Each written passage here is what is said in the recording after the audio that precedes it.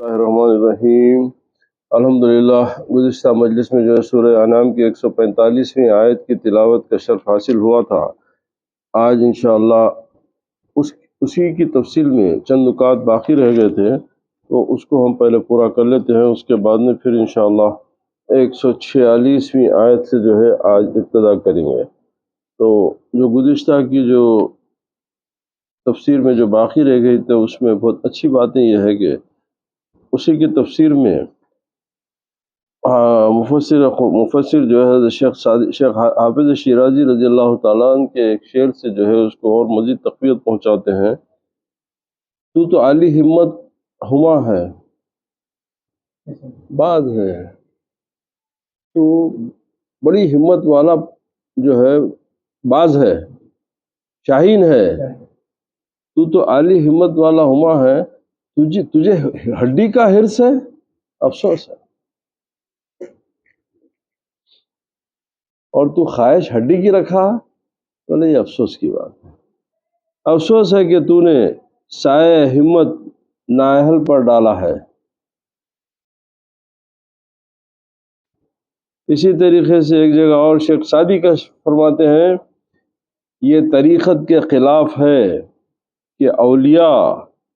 یہ طریقت کے خلاف ہے کہ اولیاء اللہ خدا تعالی سے غیر خدا کی تمنا کریں۔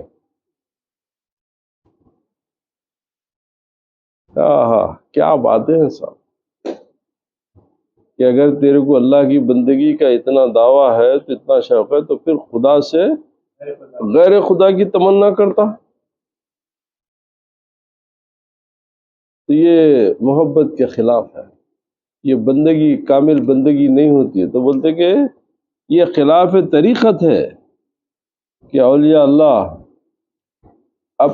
شریعت نے بھی جو آپ کو جو چیزیں مانگنے کی اجازت دی تھی، اب ہم لوگ اس میں کیا کر لیے کہ اب ہم لوگ اتنے مفاد پرست ہو گئے کہ اب رزق میں جو ہے ہماری تمام خواہشات بھی رزق میں داخل ہو گئی۔ آپ کسی سے بولے نہیں، وہ ارے بھائی آپ کو رزق نہ، نہیں بولے یعنی گھر دار، سونا چاندی، بیوی زیور، کھانا پینا، عیش عشرت، گاڑی بنگلہ، فریج، یہ تمام چیز رزق میں آ گیا۔ اب اس میں بھی کسی چیز کی کمی ہے تو اللہ تعالیٰ آپ کا رزق پورا نہیں کرا، سمجھو۔ اب ایسی تفہیمات شروع ہو گئی۔ نہیں، اللہ تعالیٰ سے آپ سب سے پہلے اللہ کی بندگی کی طلب کرو، اللہ تعالیٰ سے اس کی محبت کی طلب کرو۔ اسی لیے ایک جگہ فرمایا کہ حضور علیہ السلام نے فرمایا، حدیث شریف ہے، سعد بن عدنان کی اقتداء کر کے موٹا لباس پہنو۔ سعد سرکار فرما رہی ہے، ایک صحابی رسول کی طرف اشارہ کر کے کہ سعد بن عدنان کی اقتداء کر کے موٹا لباس پہنو اور ننگے پاؤں رہو، اس لیے کہ اس طرح سے تواضع حاصل اور تکبر سے نجات ملتی ہے۔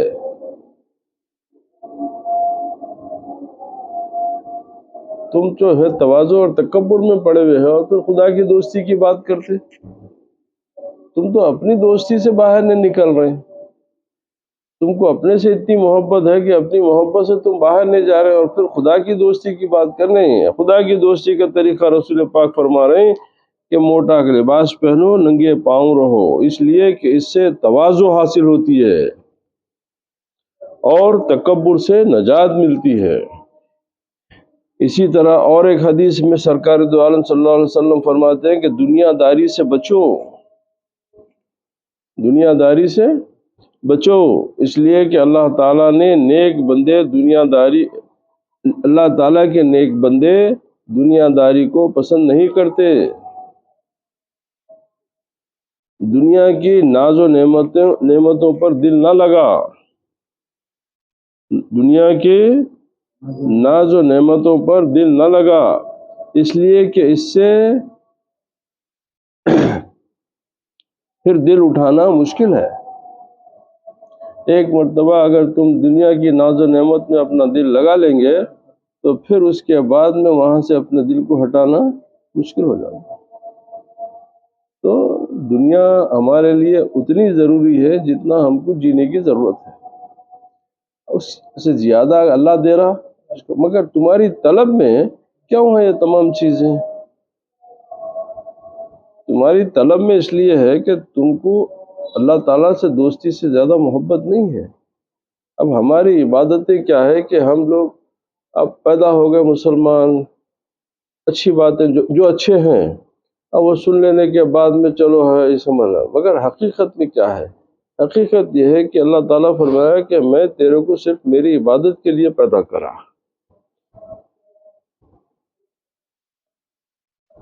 بھائی ظاہر چیز ہے نا، اگر ہم سمجھنے کی کوشش کریں تو بڑی آسانی سے ہم سمجھ سکتے ہیں۔ آپ ایک شادی ہوئی، بچہ پیدا ہوا، اب وہ بچے کو آپ لاڑو نخروں سے پالتے ہیں، اب بچہ بڑا ہونے کے بعد میں آپ کو اس سے آس کیوں ہوتی کہ انہیں آپ کی خیال کرے؟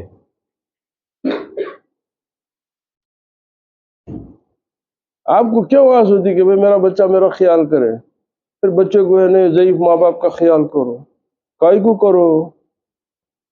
تو جب آپ کو یہ تمنا ہے کہ آپ کی اولاد اطاعت گزار فرما بردار ہو، تو پھر خدا کی اطاعت و فرما برداری کی طرف آپ کیوں نہیں جا رہے ہیں؟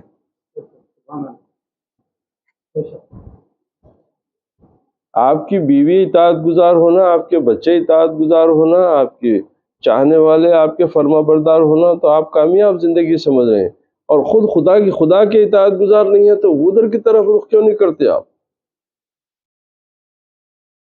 دیکھیے یہ باتوں سے ہم کو آسانی سے سمجھ میں، اگر ہم خود غرض اتنے ہو گئے کہ ہم یہ باتوں کو سمجھنے نہیں چاہتے۔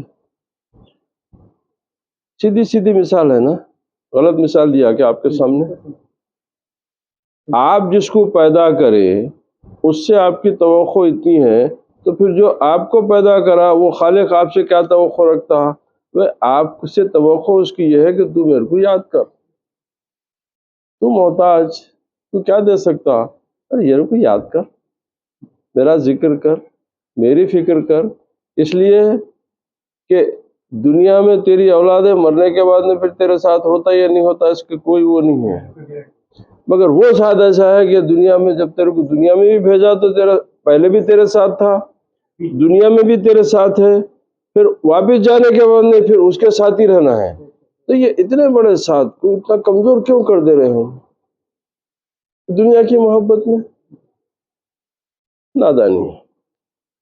اس سے جو ہے عقل والے ان باتوں کی جو ہے کوئی تعریف اس کو پذیرائی نہیں فرماتے۔ چلیے اب 146ویں آیت جو ہے انشاءاللہ وہ یہ ہے کہ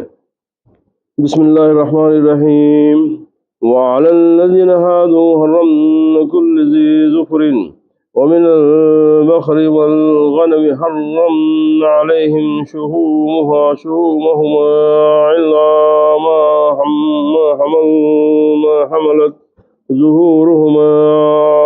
بالهوايا أو ما اختلط بعظم ذلك جزيناهم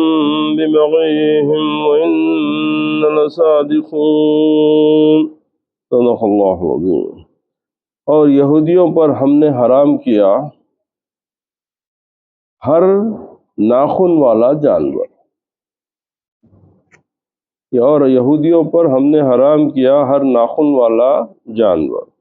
اور گائے اور بکری کی چربی ان پر حرام کی، مگر جو ان کے پیٹ میں لگی ہو یا آنت یا ہڈی سے ملی ہو ہم نے یہ ان کی سرکشی کا بدلہ دیا، اور بے شک ہم ضرور سچے ہیں۔ اب اس کی بابت فرمایا گیا کہ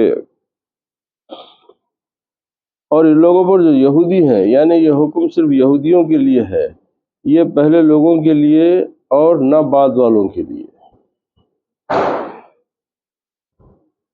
یعنی ہم نے ہر ناخن والے جانور کو حرام کیا۔ فائدہ اس میں یہ تھا کہ ہر انگلی والا جانور ذی ظفر کہلاتا ہے، اس سے انگلیوں کے درمیان میں کشادگی ہے، جیسے درندوں اور کتوں اور بلیوں کے تمام اقسام، یا نہ ہو جیسے اونٹ اور شتر مرغ اور مرغابی اور بطخ وغیرہ۔ ان میں بعض ناخن والے جانور حلال تھے پھر جب انہوں نے نافرمانی کی، سزا کے طور پر تمام ذی ظفر حرام ہو گئے، تمام ناخن والے پہلے بعد حلال تھے بعد نہیں تھے، مگر اس کے بعد میں جب ان کی گستاخیاں اور ان کی جو ہے نافرمانیوں کا سلسلہ ختم ہی نہیں ہو رہا تھا تو وہ تمام جانور ان کے لیے حرام کر دے۔ اچھا، اور گائے بکریوں کی چربی ہم نے ان پر حرام کی، نہ کہ گوشت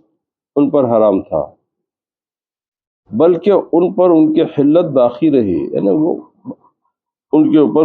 گوشت کے لیے ممنوعیت نہیں تھی کہ چربی اور جو ہے چربی کے لیے ممانعت آئی۔ اچھا، اس کا وہ بھی ان کے لیے اچھا، اور چونکہ اب یہ بعض روایات میں ہے کہ سب سے اسے پہلے پیدا کیا اور مرنے کے بعد تمام ہڈیوں سے سب سے آخر میں یہی غلطی ہے، یعنی جو پیٹھ کی ہڈی ہے، بولے کہ سب سے اس سے پہلے پیدا کیا اور مرنے کے بعد تمام ہڈیوں سے سب سے آخر میں یہی ہڈی غلطی ہے، ذالک جزیناہم، اور ہم نے ان یہودیوں کو جزا دی، اور ان کی بغاوت یعنی ظلم کے سبب سے۔ ان کے ظلم یہ تھے، کیا ظلم تھے ان کے؟ کہ انبیاء علیہ السلام کو ناحق قتل کرنا، سود لینا، لوگوں کا باطل ذریعے سے مال کھانا، جھوٹ اور دغا کر کے طریقے سے لوگوں کا مال کھانا، یہ ان کے گناہ تھے، یہ ان کے ظلم تھے، جس کی وجہ سے اللہ تعالیٰ ان کے اوپر یہ چیزیں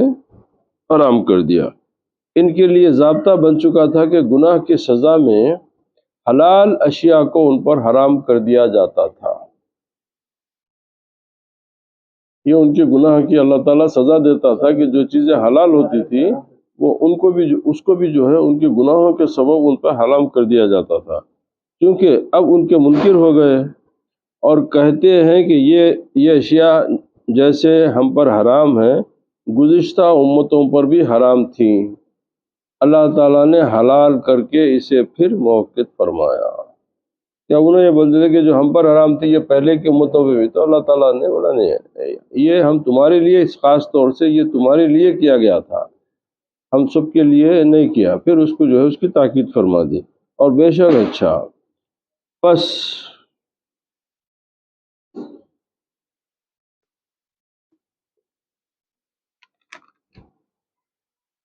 اب اس کے بعد وَإِن كَذَّبُوكَ فَقُل رَّبُّكُمْ ذُو رَحْمَةٍ وَاسِعَةٍ وَلَا يُرَدُّ بَأْسُهُ عَنِ الْقَوْمِ الْمُجْرِمِينَ۔ پھر اگر وہ آپ کو جھٹلائیں تو فرما دیجئے کہ تمہارا رب وسیع رحمت والا ہے اور اس کا عذاب مجرم قوم سے نہیں ٹالا جائے گا، ٹھیک ہے، اس کا عذاب مجرم قوم سے نہیں ٹالا جائے گا، یعنی بس اگر وہ آپ کی تکذیب کرتے ہیں یعنی آپ کو جھٹلاتے ہیں، اس سے یہود اور مشرکین مراد ہیں، اور وہ ان کی تکذیب یہ تھی کہ حلال حرام کی تفصیل جو حضور علیہ السلام نے بتائی اس کا انکار کر دیا، یہ تکذیب تھی ان کی، اللہ کے احکام کی جو تکذیب کرنا کہ حضور کے حکم جو بتا رہے تھے ان کو، ان تمام کو جھٹلا دینا دراصل اللہ سبحانہ وتعالیٰ کی تکذیب کرنا تھا۔ بس فرمائیے تمہارا رب تعالیٰ بہت بڑی رحمت والا ہے کہ وہ تمہاری تکذیب کے باوجود تمہاری سزا میں اجرت نہیں کرتا، یعنی اللہ کی رحمت یہ ہے کہ تمہارے گناہوں اور تمہاری بدکاریوں کی وجہ سے اس کے باوجود بھی وہ سزا دینے میں جلدی نہیں کرتا، وہ اس کی سزا بھی جب وقت مقررہ ہے جبھی ہوں گی، تو اسی لیے ہم سمجھتے کہ یہ دنیا میں یہ لوگ گناہ کر رہے ہیں، بدکاریاں کر رہے ہیں، ایسے جی رہے ہیں، یہ چھوٹ ہے اللہ کی طرف سے، یہ ان کے لیے ایک چھوٹ ہے کہ جاؤ تم کو موقع ہے، کیونکہ جب پکڑ ہوں گی تو اس کے بعد میں تمہاری کوئی چھوٹ نہیں ہوگی، تو یہ اللہ تعالیٰ جو کیونکہ اللہ تعالیٰ کی مشیت یہی ہے کہ بھائی میں جلد بازی میں ایسا نہیں کہ تم گناہ کرو میں تم کو سزا نہیں، وہ میرے فیصلے جب میں کرنا ہے جب ہی کروں گا، میں مہلت دیتا ہوں تاکہ تم توبہ قبول کر لو، تاکہ تم میری طرف رجوع ہو جاؤ، تاکہ تم پشیمانی اختیار کرو، تاکہ تم اپنی گناہوں سے جو تائب ہو جاؤ۔ اسی لیے میں سزا دینے میں اجرت نہیں کرتا، لیکن تمہیں اسے دھوکے میں نہ رہنا چاہیے، اس لیے کہ وہ تمہیں مہلت دے رہا ہے کہ کہیں سمجھ جاؤ، لہذا اس تصور میں نہ رہو کہ وہ تمہیں سزا بھی نہیں دے گا۔ مہلت دینا الگ چیز ہے، سزا دینا الگ چیز ہے۔ یہ مہلت اس کی مصلحت ہے تاکہ تمہارے لیے کل کے جو حجت کی تکمیل ہو جائے، کہ جب انصاف کے ترازو پہ پہنچیں گے تو آپ کے لیے حجت کی تمام تکمیل ہے کہ بھئی ہم تمہارے لیے تمام تر آسانیاں، تمہارے گناہوں کے باوجود بھی ہم تم کو رزق دیے، تمہارے کو زندہ رکھے، تمہارے کو دنیا کی نعمتیں ملتی رہیں، اس کے باوجود بھی جو ہے تم ہماری طرف رجوع نہیں ہوئے، تو لہذا اب تمہارے بچنے کا کوئی راستہ نہیں ہے۔ اور اس کا عذاب روکا نہیں جا سکتا، مجرم خون سے جبکہ نازل ہوگا، جب عذاب نازل ہوگا تو پھر وہ روکا نہیں جائے گا۔ عنقریب مشرکین کہیں گے، عنقریب اچھا اس کے بعد 147ویں آیت، سَيَقُولُ الَّذِينَ أَشْرَكُوا لَوْ شَاءَ اللَّهُ مَا أَشْرَكْنَا وَلَا آبَاؤُنَا وَلَا حَرَّمْنَا مِن شَيْءٍ كَذَلِكَ كَذَّبَ الَّذِينَ مِن قَبْلِهِمْ حَتَّىٰ ذَاقُوا بَأْسَنَا قُلْ هَلْ عِندَكُم مِّنْ عِلْمٍ فَتُخْرِجُوهُ لَنَا إِن تَتَّبِعُونَ إِلَّا الظَّنَّ وَإِنْ أَنْتُمْ إِلَّا تَخْرُصُونَ۔ جلد ہی مشرک لوگ کہیں گے کہ اللہ سبحانہ و تعالیٰ چاہتا تو نہ ہی ہم شرک کرتے، اور نہ ہمارے آباء و اجداد، اور نہ کسی چیز کو بلا سند حرام قرار دیتے۔ اسی طرح ان لوگوں نے بھی جھٹلایا تھا اور جو ان سے پہلے تھے، حتیٰ کہ انہوں نے ہمارا عذاب چکھ لیا۔ فرما دیجئے کیا تمہارے پاس کوئی قابل حجت علم ہے کہ تم اسے ہمارے لیے نکال لاؤ تو اسے پیش کرو؟ تم علم یقینی کو چھوڑ کر صرف گمان ہی کی پیروی کرتے ہو، اور تم محض دروغ گوئی کرتے ہو، یعنی جھوٹ بولتے ہو۔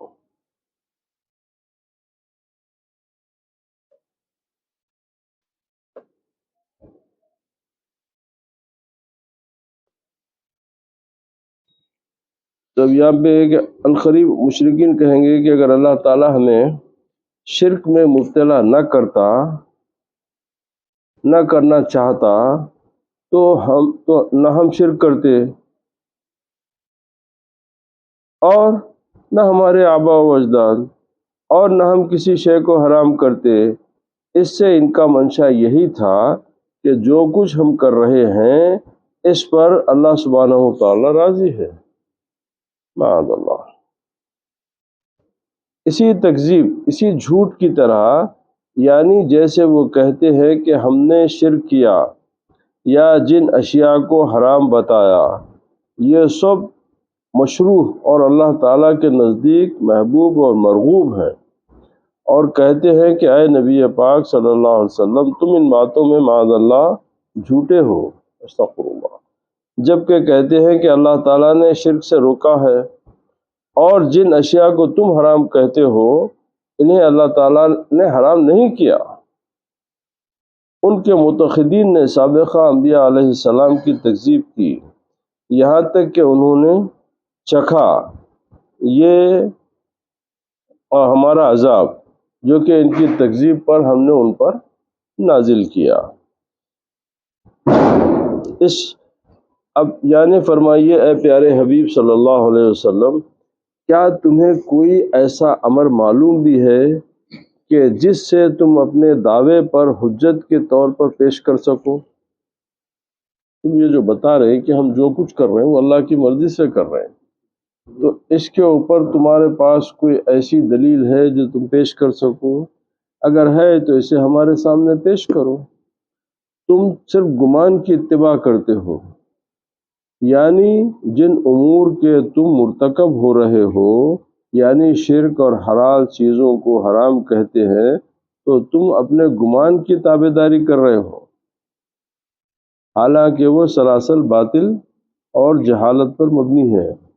ذرہ بھر بھی اس میں یقین کا شائبہ نہیں ہو سکتا۔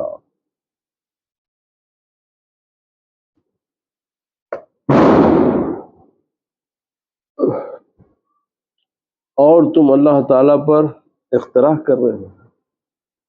جھوٹ باندھتے ہو اللہ تعالیٰ کے اوپر، یعنی اور جب ظاہر ہو گیا کہ تمہارے ہاں کوئی دلیل نہیں، تو اللہ تعالیٰ کے ہاں حجت البالغہ ہے، اللہ کے پاس تو حجت اللہ البالغہ ہے۔ حجت بالغہ اس دلیل کو کہتے ہیں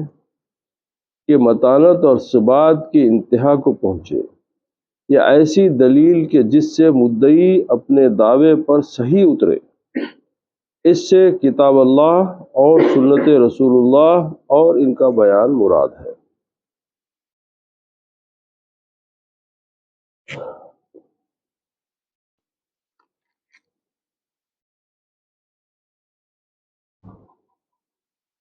اچھا، کیونکہ اب اس کے بعد جو آیت تھی وہ آیت کا یہی ہے کہ تقدیر کا بہانہ بنا کر،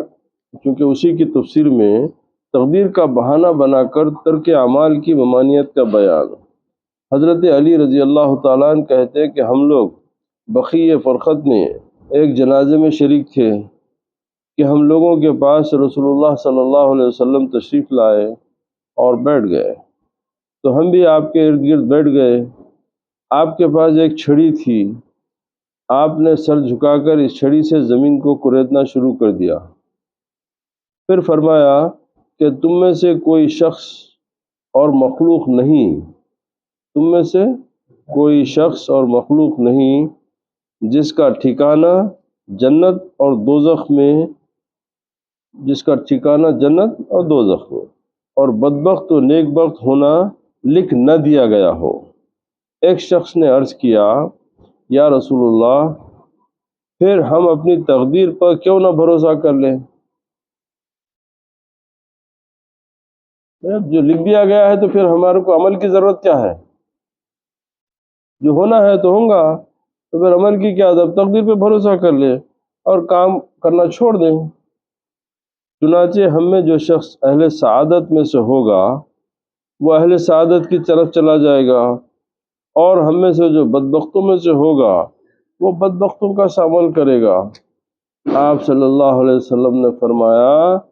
کہ اہل سعادت نیک بختوں کے عمل میں آسانی دی جائے گی، اور اہل شقاوت کو بدبختوں کے اعمال آسان ہوں گے۔ پھر آپ نے آیت فَأَمَّا مَنْ أَعْطَىٰ وَاتَّقَىٰ وَصَدَقَ بِالْحُسْنَىٰ آخر تک پڑھی، یعنی جس نے دیا اور ڈرا اور نیکیوں کی تصدیق کی۔ قُلْ فَلِلَّهِ الْحُجَّةُ الْبَالِغَةُ فَلَوْ شَاءَ لَهَدَاكُمْ أَجْمَعِينَ، تو آپ فرما دیجئے کہ اللہ ہی کی حجت پوری ہے، وہ چاہتا تو سب کو ہدایت فرماتا، وہ چاہتا تو وہ سب کو ہدایت فرماتا، اس میں کوئی شک نہیں ہے۔ تو مگر اب مسئلہ یہ ہے کہ اللہ کی چاہت پہ ہم اپنی کاموں کو اللہ کی چاہت پہ نہیں ڈال سکتے۔ اب اس میں فائدہ کیا ہوگا کہ حجت بالغ، اچھا تم سب کو ہدایت دے دیتے، یعنی تمہیں اسلام لانے کی توفیق بخش دے اور ہدایت کے اسباب تیار فرما دے، لیکن وہ جسے ہدایت دینا چاہتا ہے تو اسے طریق حق کی طرف پھیر دیتا ہے، اور اگر کسی کو گمراہ کرنا چاہے تو اس کے ارادے اسلام کے خلاف کر دیتا ہے۔ تو آج کے لیے اتنا کافی ہے، انشاءاللہ تعالی یہ آج 148ویں جو ہے انشاءاللہ آج آیت کی تلاوت انشاءاللہ آئندہ 149 کی جو ہے انشاءاللہ ہم تلاوت کریں گے۔ وآخر دعوانا الحمدللہ رب العالمین۔ اللہ سبحانہ وتعالی ہم کو قرآن شریف پڑھنے، سمجھنے، اس پر عمل کرنے کی توفیق عطا فرمائے۔ اللہ تعالی ہم کو قرآن سے محبت کرنے، اس پہ عمل کرنے کا اللہ ہم کو توفیق عطا فرمائے، اور ہم کو اپنے نیکوکار بندوں میں ہم کو شامل کرے، ہمارے گناہوں کو معاف کر دے، ہم پہ کرم فرمائے، رحم فرمائے۔ وآخر دعوانا الحمدللہ رب العالمین۔